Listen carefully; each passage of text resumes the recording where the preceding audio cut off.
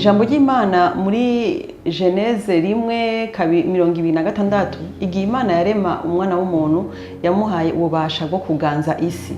Ni ukuvuga ngo iyo tuje ngaha ku isi turi nk'inyishu y'ibibazo byo ngaha mu isi.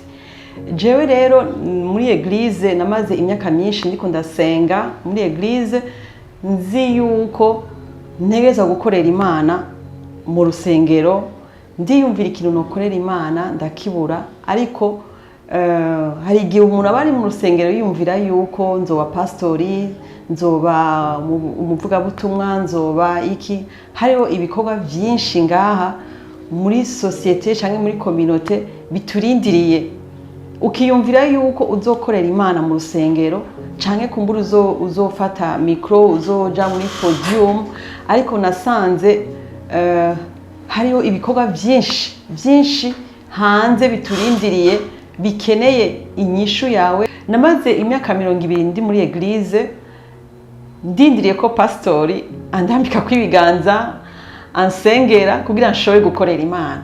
Ariko nagomba ndakubwire ko gukorera Imana si muri eglise gusa, ariko urashobora gukorera Imana en dehors canke inyuma ya eglise.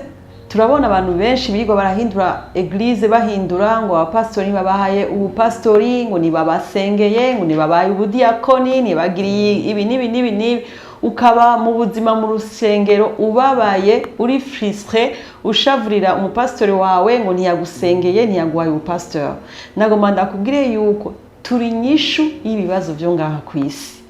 Urashobora kuja mu bitaro ukavuga ubutumwa bwiza abantu bakihana. Urashobora kuja mu kibano ukaba inyishu y'ikibazo c'umubanyi. Nagomba ndakubwire ngo ntugume wiyumvira yuko gukorera Imana kwawe ari mu rusengero. Igihe Imana yakurema ikagutereka ngaha ku isi, yakuzanye nk'inyishu y'ibibazo byo ngaha mu isi. Rero tuve mu gushavurira abapastori ngo ntibadusengeye, ntibaduhaye ubupastori, ariko umenye yuko hari ico Imana yateretse muri wewe, hari ingabire Imana yateretse muri wewe ikwiye kuba ikimazi ngaha ku isi, kandi ikabera umugisha benshi. Imana ibahezagira.